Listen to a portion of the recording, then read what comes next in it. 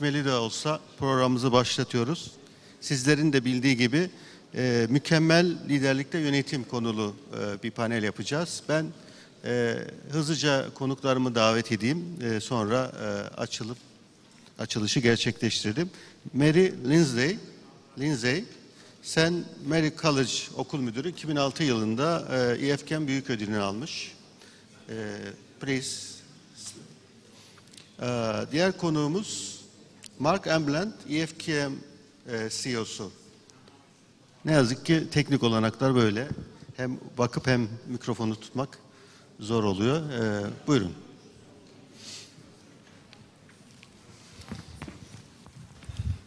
Hoş geldiniz tekrar.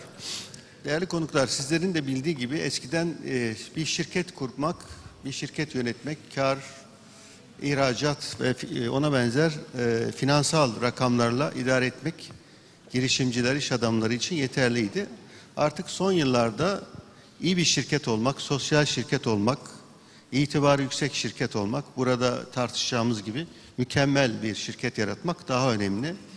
Çalışanlar, iş ortakları, müşteriler çok sayıda şirketin yer aldığı ortamda bu tip şirketleri daha çok tercih ediyorlar.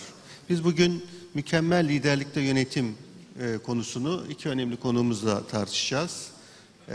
Sanıyorum son bölümde de bir 10 dakikalık sizlerin sorularını alma şansımız olacak. Ben önce Mary ile başlayayım. Lideri, bu içinde bulunduğumuz dönemde lideri nasıl tanımlıyorsunuz? Do you have a problem? No. Yardımcı olur musunuz?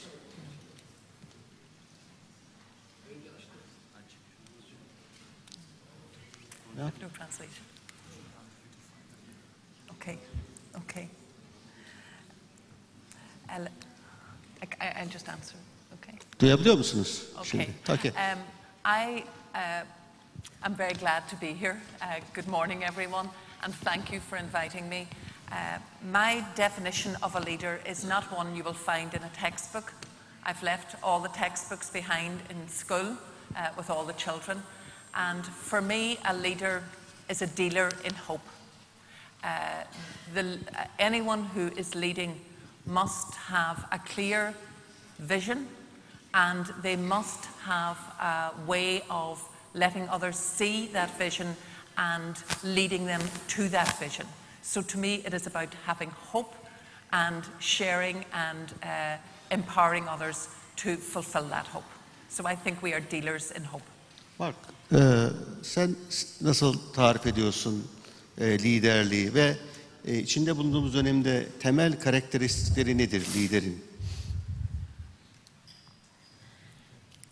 First, a word of thank you.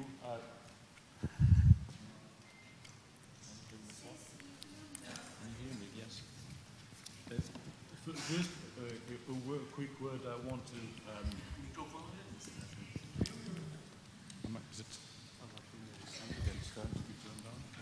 Bir arkadaşlar yardımcı olur musunuz?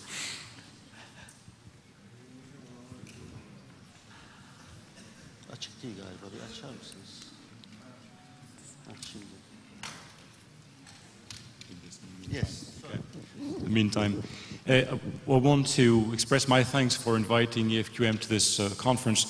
I also want to say how impressed I am by the quality of the forum by itself, the number of people attending. It's really amazing. It's my first participation in this conference, and I'm purely simply amazed by, again, the quality of the people, the number of people, and so far also the presentations. Is it working now? Yes. Yeah. I'll probably be a bit more pragmatic than Mary in defining a leader. I would say it's certainly not someone who is just defined by the title or by the number of stripes on the shoulders. Definitely someone who is followed. Leadership is defined by being followed, by inspiring, by two other things who are also pragmatic, which are one, being able to build the future for the organization by different ways, and we can come back to that, but also able to get the organization to achieve the short-term commitments that it has made. So both build the long-term and also deliver. It's just two simple things. Çok sorulan bir sorudur Mary. Yönetici ile lider arasındaki temel fark nedir? Bir onu da açabilir misin? For me, a manager is someone who carries out the routine tasks day to day. They have a clear brief, they follow their brief, and things that should happen, but maybe nothing changes. Whereas for me, a leader is someone who brings about change, can, as Mark said, inspire and can move forward. Leadership is always about future. It is always about the next or the strategic thing to do.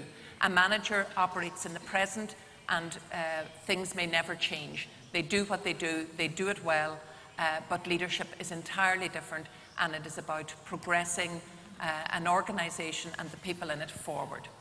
Arada önemli bir fark var ortaya koyduğunuz. Bir yöneticiyi bir lidere dönüştürmek mümkün müdür? Bu çizdiğiniz tablo doğrusunda. That is a very good question. I'm sure everyone in this room would like to know the answer. I think you can transform, I think there are aspects of leadership that can be learned.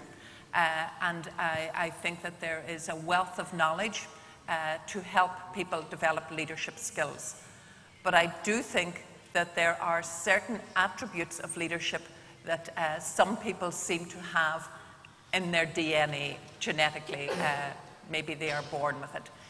But I believe that most of us have good managers, and we therefore must try and find the holy grail that will transform them into good leaders. And there is a wealth of frameworks such as the EFQM that can help us do that.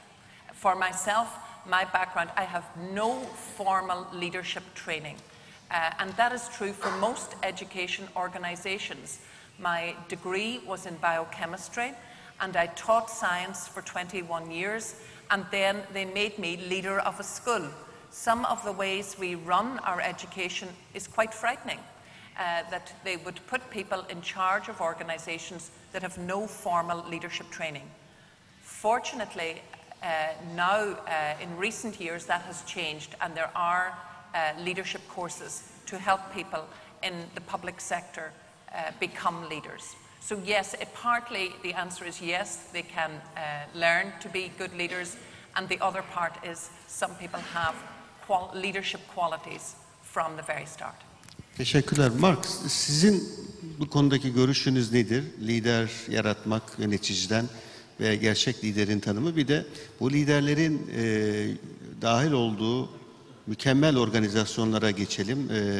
Mükemmel organizasyon ve şirketten ne anlıyoruz içinde bulunduğumuz dönemde? Buradan da esas konumuza geçmiş olalım.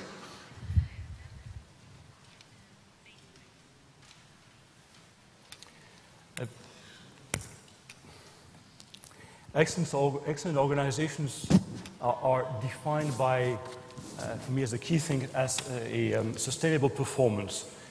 It's not just about achieving performance at one point in time, it's about establishing the culture, the processes, the values and everything that goes with it to make that performance sustainable.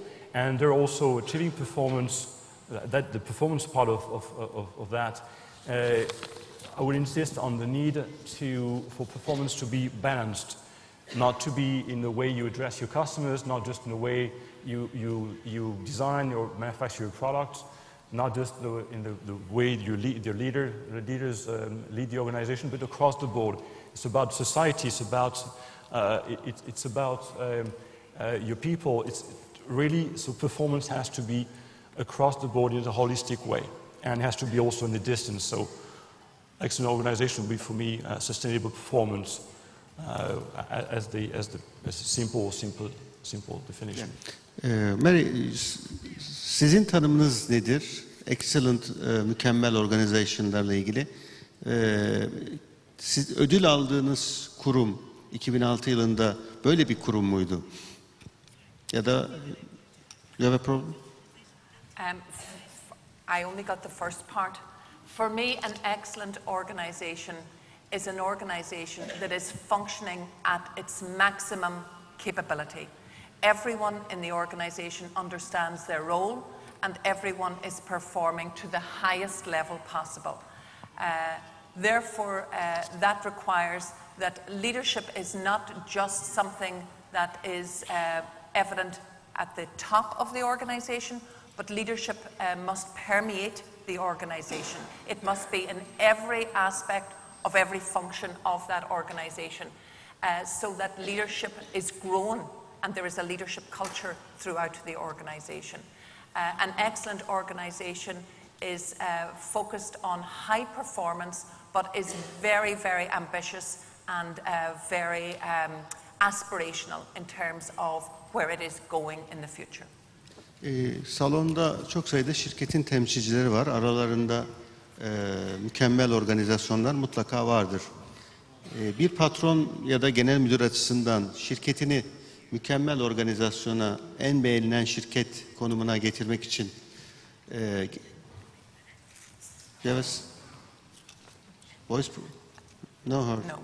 yardımcı olabilir misiniz arkadaşlar? It keeps going off. It goes off. Yeah.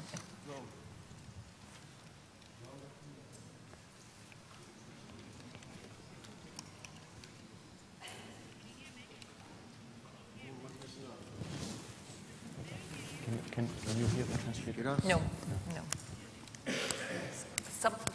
Sometimes, and then it goes off. Okay. Thank you. Yeah. Thank you. Yes. Sorumu tekrar edeyim. Sorry. Kar eden, para kazanan bir şirketi, mükemmel bir şirkete, beğenilen bir şirkete, müşteriler ve iş ortakları, çalışanlar tarafından beğenilen bir şirkete nasıl dönüştürürüz? Nereden başlamak, neler yapmak lazım?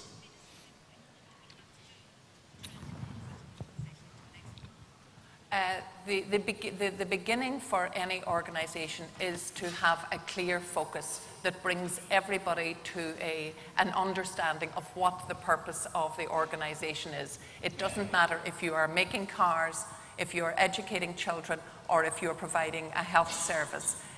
Everybody that works in that organization must have an understanding of what the core business of that organization is, and everyone then who works in the organization must understand what their role is in making sure that the car or the health service or the learning in the classroom is the very, very best that it can be. So the starting point, I think, is a clear focus that everyone can understand how they can contribute. Mark, sizin görüşünüz nedir? Bir şirketi itibarlı, beğenilen hale getirmek için ne yapmak lazım, nereden başlamak gerekir? Ve tabi burada liderin fonksiyonuna da bir dikkat çekmekte yarar var. I think one starting point is knowing oneself. Just like people, organizations have to reflect on themselves. Who are they? Marie indicated where do they go, where are they going, what are the mission, but just for a minute, let me focus on also how good they are. Where are their strengths? Where are the areas for improvement? Where do they need to work to become not just good, but become excellent, and become excellent in the long run? And that starts with a simple assessment, looking in a holistic way again at the whole organization, excuse me, at all stakeholders inside and outside the organization to reflect on how well the organization performs. The organization may be really good at managing people, but very poor at managing customers, or really good in leadership but bad in getting results. So it starts for me with an assessment, and that takes one thing from the part of the leaders is the humility to ask somebody else to tell you how good you are. Not just how good you are, but where you need to improve. You can say, well, how bad you are in certain areas, but in the end it's going to be where you need to work in order to become good. And that's, again, humility that not every leader has. And I mean, I talked to a number of companies And some oftentimes said, no, we think we're good.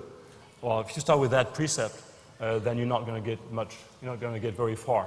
You need to accept, to look at yourself in the mirror, ask someone to look into how you do things. And then you can define a roadmap, focusing on the areas for improvement that are most critical in order, again, as I said before, to have a well-rounded profile that will get you to excellence, but it starts from looking at yourself.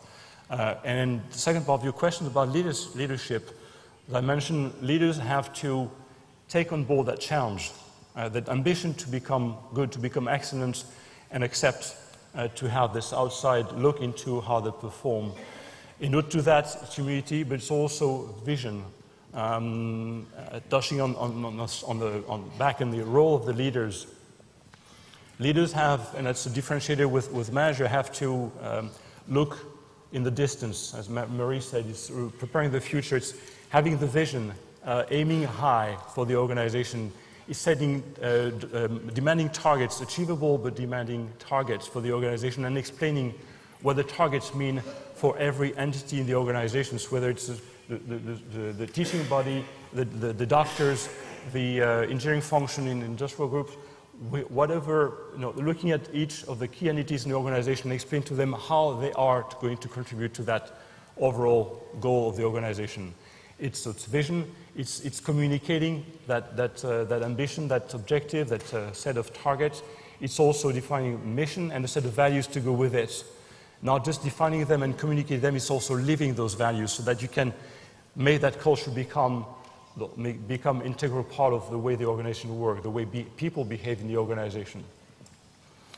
It's about creating also an environment for innovation, for continuous improvement. It's giving the right to people to fail. If you define, as part of the first part, the assessment, you say, for instance, you're not really good in terms of developing people. Well, you need to create an environment where people who deal with people in the organization will look at themselves and in more detail and identify where they can improve and put in place continuous improvement. They may fail at first, but in the end they will succeed if they are given the right to the room in the culture to do just that. So it's many things, but it starts with an assessment and the clear will from the top management to go for the vision, go with the mission, and live and exemplify or role model where they preach. Teşekkürler. Bu yeni yol haritaları, yeni fonksiyonlar, insanları işin içine dahil etme daha fazla ve mükemmel organizasyonlardan bahsediyoruz. Liderlere bu organizasyonları yeniden şekillendirme, yeni bir organizasyon chartı çıkarma görevi de düşüyor mu? İçinde bulunduğumuz dönemin ya da geleceğin şirketlerinde yeni organizasyon şemaları olmak zorunda mı, gerekiyor mu? Mesela hangi fonksiyonları ilave etmek gerekecek yeni iş birimleri ya da yeni liderler olarak? Mesela sosyal medya, Mary sizden başlayalım. Okay. I suppose it depends on the organization and depends what your current chart is, because if you listen to what Mark was saying, you need to look at where you are in your organization and ask the people in your organization if what is currently there is able to carry out the function that needs to be carried out. So for any organization, the answer may be different. Certainly in our organization, it needed to change. For us, the classrooms were like tiny islands inside a school building, and the function of leadership was limited to the person at the top, myself. That has changed significantly, and every teacher is considered a leader of learning in the classroom. So our new map, our new roadmap for our school organisation would see leadership at every level, beginning with the pupils themselves. We train pupils for leadership. We encourage them to develop the skills of leadership that you asked me about earlier. And we also see the teachers as leaders. Then we have also a middle leadership and a senior leadership structure, which you would find in most organizations. But the change for us was to understand that everyone in the organisation has a particular role in the improvement journey that the school was on, and for us to find a roadmap that reflected that leadership view that we have. Var. Sizin görüşünüz nedir? Yeni bir organizasyon şemasına, yeni bir hiyerarşi yapılanmasına, mükemmel organizasyona ulaşmak için ihtiyaç var mıdır? Yeni bir takım fonksiyonlar, yeni liderler eklenmesi gerekiyor mu? Mesela sosyal medya, dijital dünya yükseliyor ve beraberinde yeni fırsatlar ve tehditler getiriyor. Bunu yeni mükemmel organizasyonlar bünyelerinde nasıl şekillendirecekler ya da şekillendirmeleri gerekir?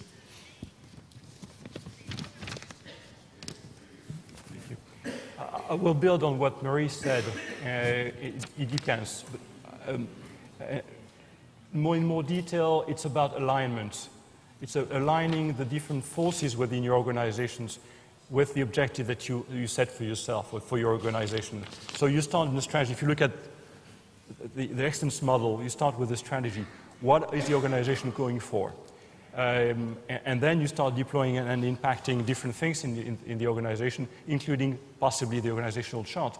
Take an example of an organization that wants to act with more empowerment in the regions. It's say whether it's a region within a country or different regions in the world. You go from central organization to something that is more regionalized, and that's your strategy. Well, then necessarily that will require that you change the organization, having regional centers of decision centers with more resources in terms of, for instance, accounting, in the support functions, IT in the region, that create more autonomy in the regions, and that necessarily will force you to change the organization. So it's about aligning the way you work with what you're aiming for, starting with the strategy.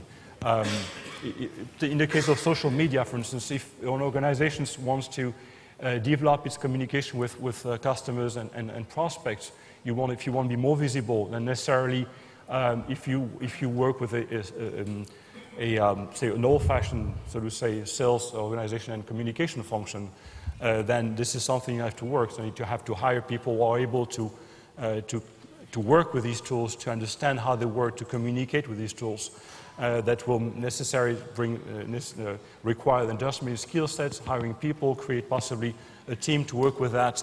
So it's again back to alignment. What do you want to do? Where do you want to go? And then aligning your skill set, your organization, your objectives further down the ladder, so that when you pile them up and go back to the top of the pyramid, you achieve what you've set for yourself as a goal. Teşekkürler. Benim gördüğüm kadarıyla bir önemli ajanda, başlık da mükemmel organizasyonlarda içinde bulunduğumuz dönemde giderek de önemi artıyor. Fırsat eşitliği ve çeşitlilik, kadınlara ve değişik sesten insanlara yer verebilmek, şans tanıyabilmek, kadınlar, engelliler, değişik ırktan insanlar, özellikle başka ülkelerde bu daha önemli. Bu ne kadar önemlidir ve yeni dönemin şirketleri fırsat ve çeşitlilik eşitliliğine yönelik ne gibi stratejiler geliştirmek zorundalar? Well, thank you. It's a brilliant question, and you know what I'm going to say. It is extremely important. I travelled here from Dublin yesterday, and I spent 2 hours in the business lounge at the airport, and I counted 12 men and 2 women, and I was one of the women. And if that doesn't tell you about the business environment in my own country, and I wonder what it would be like when I'm leaving here this afternoon in the business lounge at Istanbul. It is a very, very big issue, and I think that we have to encourage more and more women.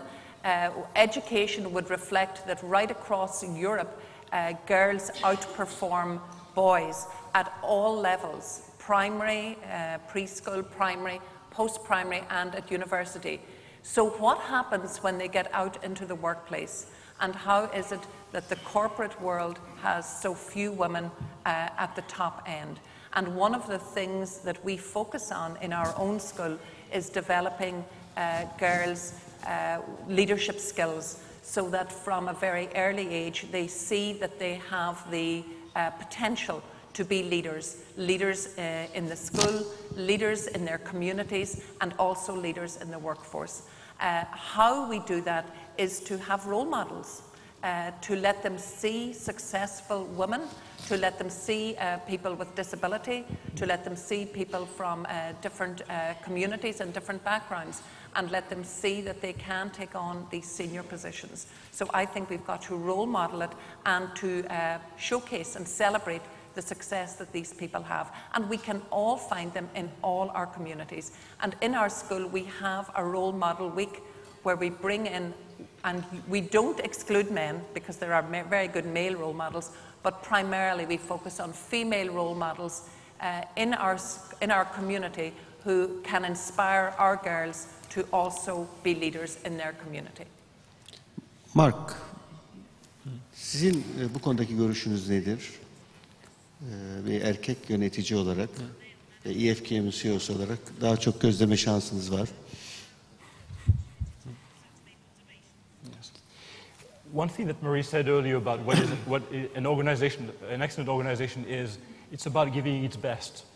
And an organization that has an imbalanced staff structure cannot give its best because it's not using all the best resource it has.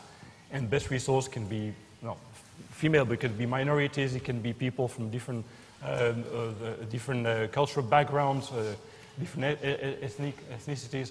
And it's about how to fire up all the cylinders in your organization, tapping all the resources that you have. So being able to have in your leadership team people from again, a balanced team of male, female, but also representation of different cultures, different countries, different origins, is a way, again, to make your engine fire on all cylinders and to give the best. On top of that, I would add that there's also a direct business issue linked to that.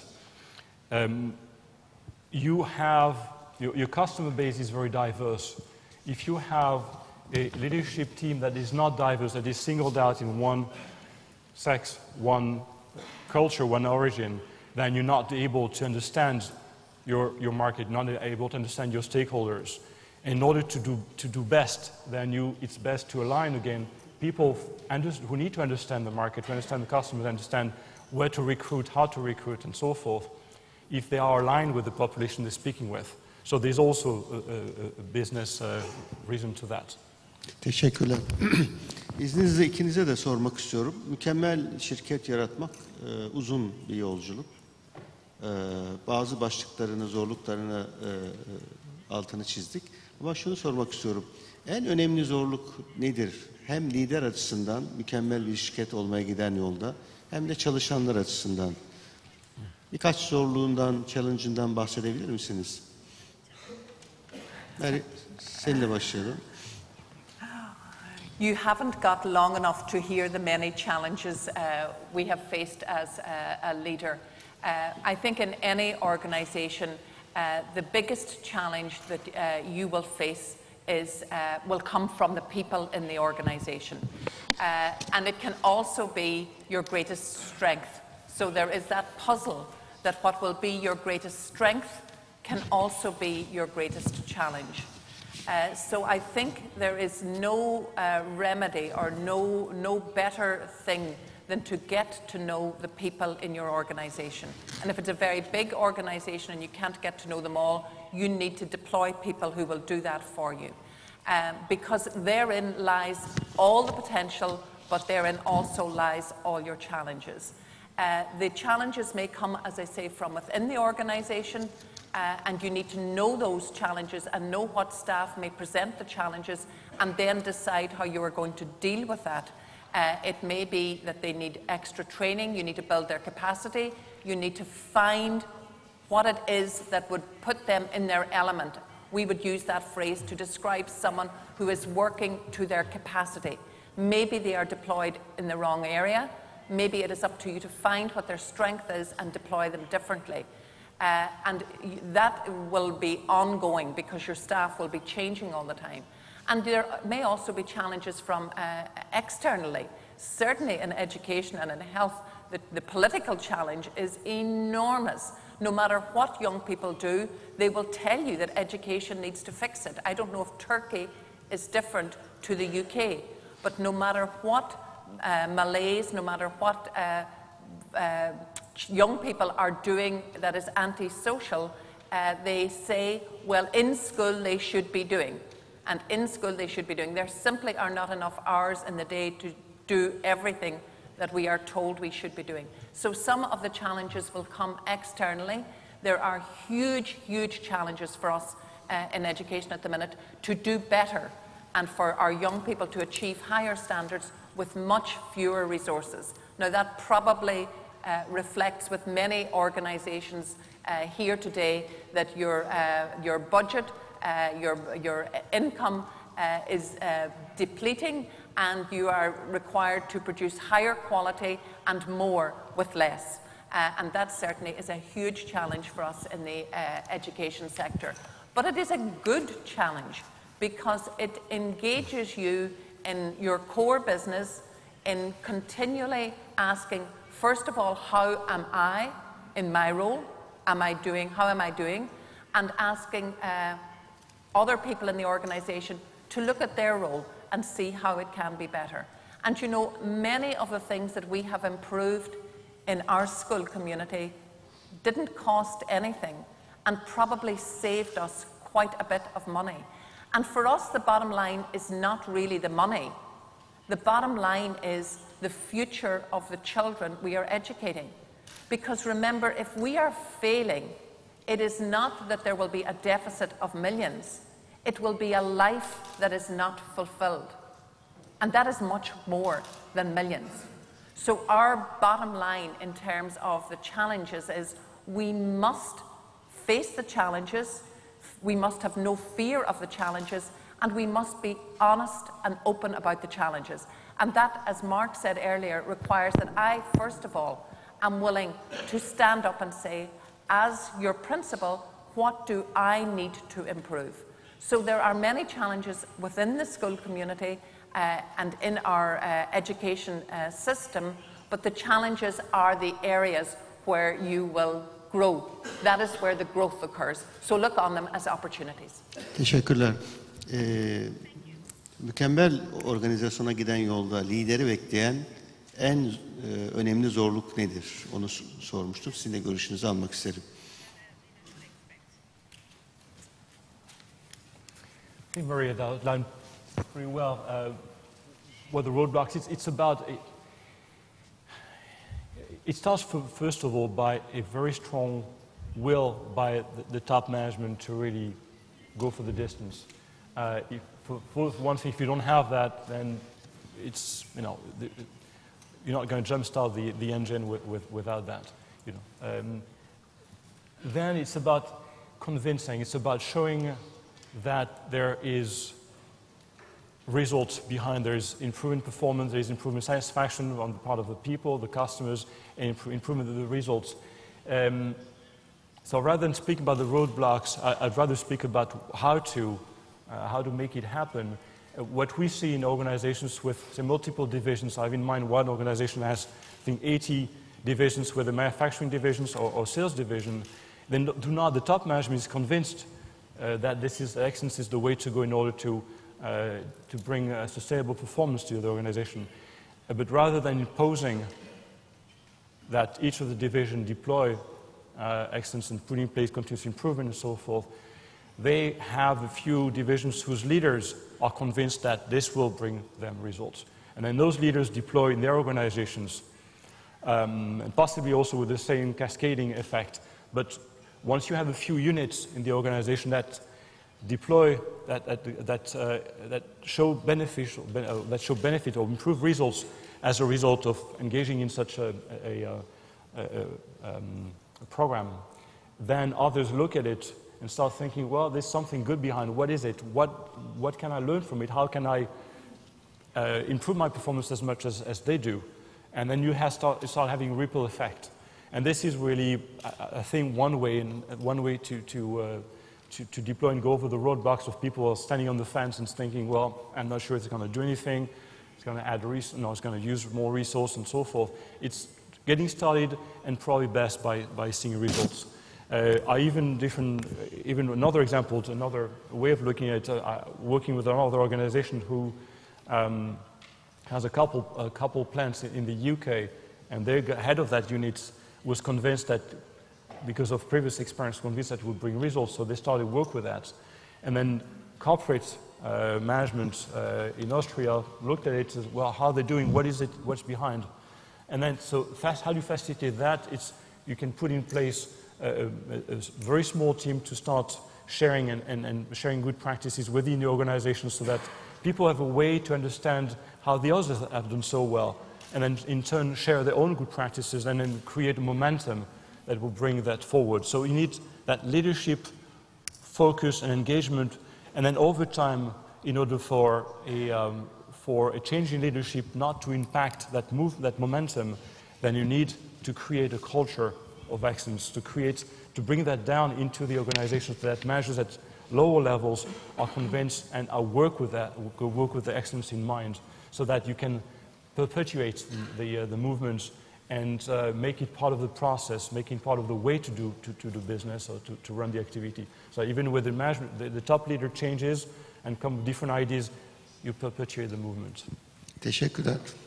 Birkaç soru da izleyicilerimizden alabiliriz. Kısaca birkaç cümlelik sorulardan oluşan. Evet, arkada ama mikrofon. Evet, arkadaki bayan arkadaş. Arkadaki bayan arkadaş. Teşekkür ederim. Adım Berrin Atalan. İlk sorum Mari'ye. Bir soru. Peki, o zaman soru hakkımı Mari'den yana kullanayım.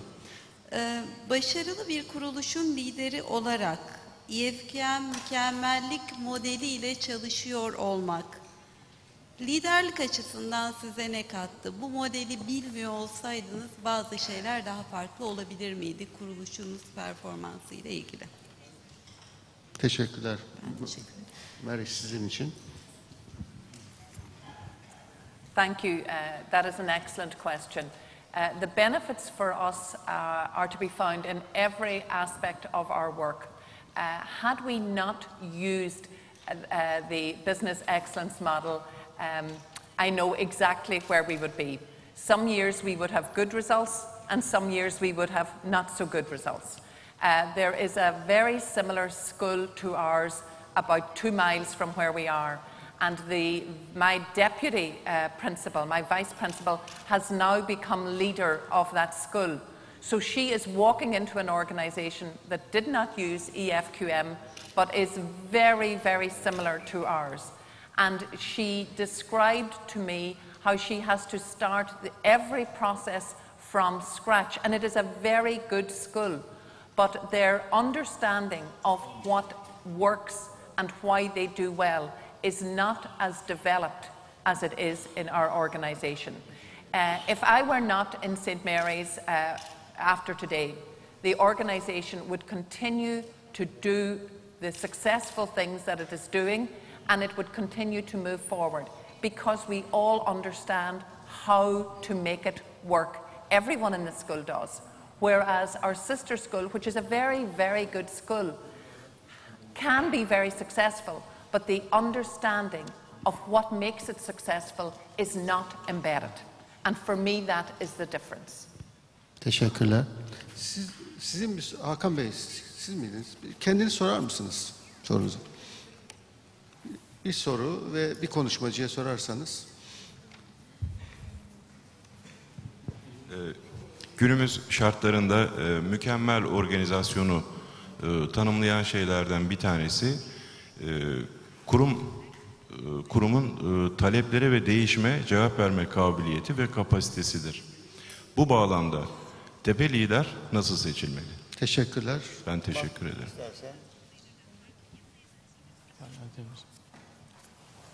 Tepe lider, CEO nasıl belirlenir diyorsunuz?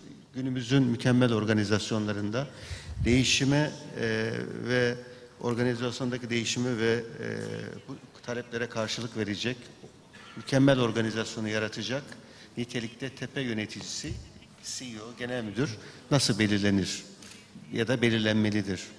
Değil mi? Böyle, evet. Okay, thank you. Come back to some of the points we touched upon earlier. If you want to transform an organization, the leader will have to not say create himself, but organize, create with his team, create the vision for the organization. I will start with that. If you transform for what? To reach what? Where do you see the organization? What do you see its role? The role of the organization, its society. And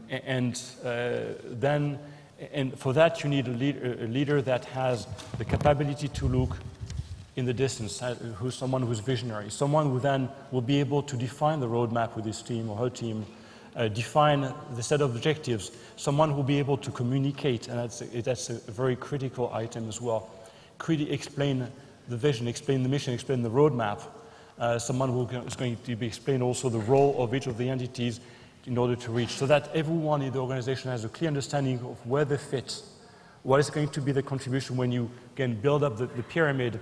And I managed a plant in the US about 15 years ago.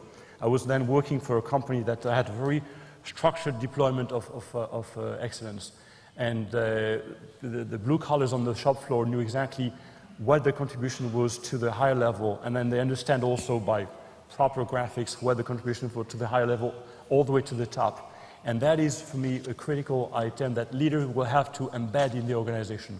He or she will also have to create the culture or foster or strengthen the culture of innovation and continuous improvement.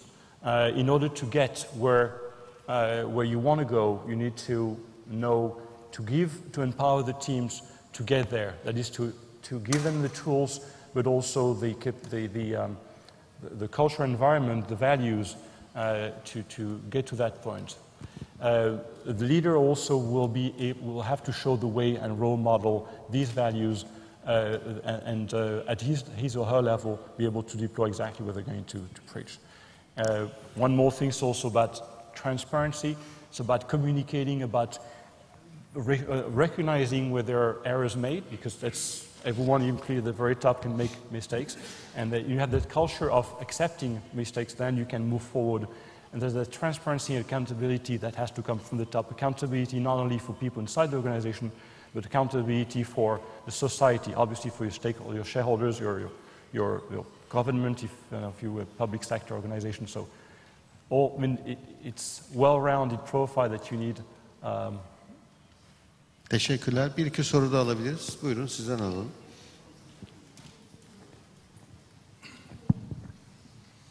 Merhabalar, ismim İmdat Türkay, Ankara'dan geliyorum. Ben açıkçası İFK modelinde yeni dünya düzenindeki liderlikle İFK'deki liderlik nasıl uyuşuyor mu onu sormak istiyorum. Çünkü klasik otoriter liderlerden Gandhi tipi liderliğe bir geçiş süreci yaşanıyor aslında. Özel firmalarda da, kamuda da. Çünkü yeni nesil jenerasyon, özellikle son 2 kuşak artık daha paylaşımcı, daha kendisiyle ilgilenen, daha arkadaş canlısı bir lider istiyor. Eski bildiğimiz liderlerle çalışmak istemiyorlar. İFK modelindeki liderlikle bu yeni neslin, özellikle son 15-20 yılda gelişen bu yeni neslin, sosyal medyada büyüyen yeni neslin istediği liderlik çatışıyor mu yoksa uyumlu mu onu merak ediyorum. Teşekkürler. Mark.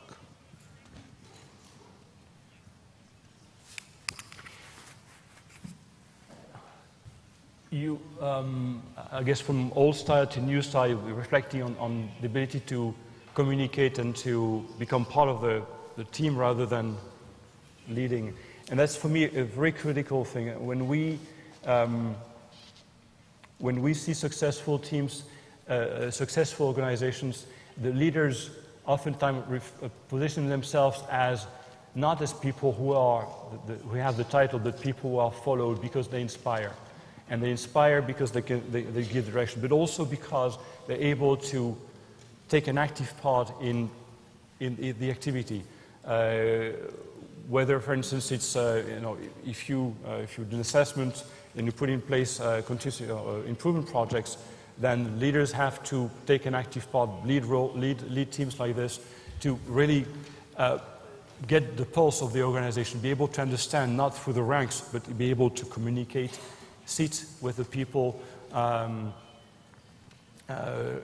sit down with the employees, communicate informally and not just formally through through the ranks and through normal communication channels. So that's, I guess, what a changing way to communicate inside. On the outside, referring to social media, and oftentimes, more and more we see leaders who interface directly with the customer base, with different stakeholders who communicate through social media.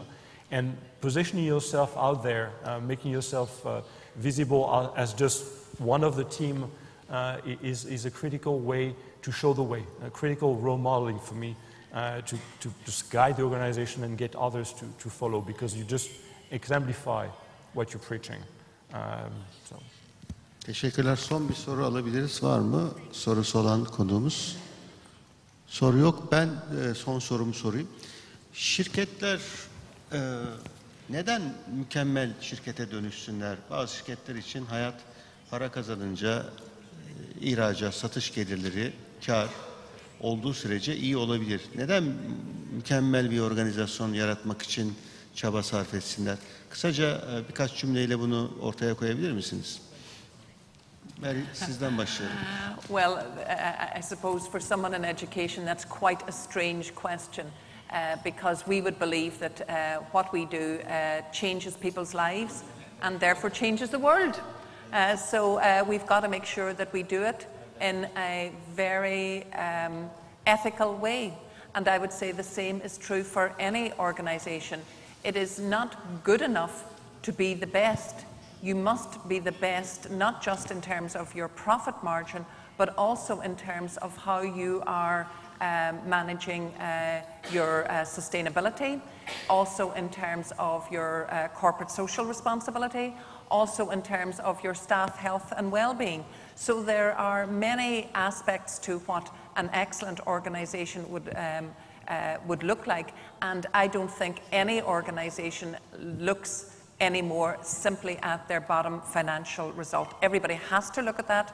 It is hugely important, but there are other factors that must be taken into consideration, because literally the people that work in that organisation are living in communities and living in society, and therefore you are shaping that society and have huge influence. And any organisation, big or small, has quite a bit of power to shape the community in which it lives. Thank you. Mark, your comment? Yeah. We see more and more younger organizations, organizations that don't set the main goal as being financial goal, doubling sales in so many years and so forth, but rather to achieve a mission which could be best serve the customers or deploy. I'm not sure. I'm thinking, for instance, I think Facebook, for instance, is not the target. I'm not mistaking. Target is not financial. It's based on communication, on things like this, and they know that the financial result will come afterwards. And therefore, you drive the motivation of the people by being closer to what they do in everyday life, rather than by projecting a financial result as the overall target, the end-all, be-all. So in the end, it's about motivating people. So your people. It's about engaging them. It's about making them proud of the organization they work for, so that they can best deliver the mission of the organization. And then in turn, they will be the best ambassadors you have to speak and elevate your image. And that will again build the movement and the momentum. Will give you financial results if that's what you want, or more candidates in the school, or better performance in hospitals. Teşekkürler. Ben de 25 yıldan fazladır ekonomi ve iş gazeteciliği yapıyorum. Geçmişte şirketler sadece bir şirket olarak insanları alıp çalıştırmak, mal, hizmet üretip satmak ve para kazanmaya bakarlardı. Giderek daha fazla bir şirket, bir binadan daha fazlasını yapmaya odaklanıyorlar. Bu mükemmeliyete giden yolda Türkiye'de de çok sayıda şirket var. Şirketler yetenekleri almak, insanların, müşterilerin gözünde daha iyi anılmak için çaba sarf ediyorlar. Sizin görüşleriniz de bu anlamda bizim için, izleyenler için tahmin ediyorum yararlı olmuştur. Ben katıldığınız için her ikinize de çok teşekkür ediyorum. Sevgili izleyiciler, biraz gecikmeli başladı. Dolayısıyla tahmin edilen süreden daha kısa yaptık. Umarım sizin için de yararlı olmuştur. Ben konuşmacılarımıza bir alkış rica edeyim. Teşekkürler. Thank you very much. Sorry about the thing at the start.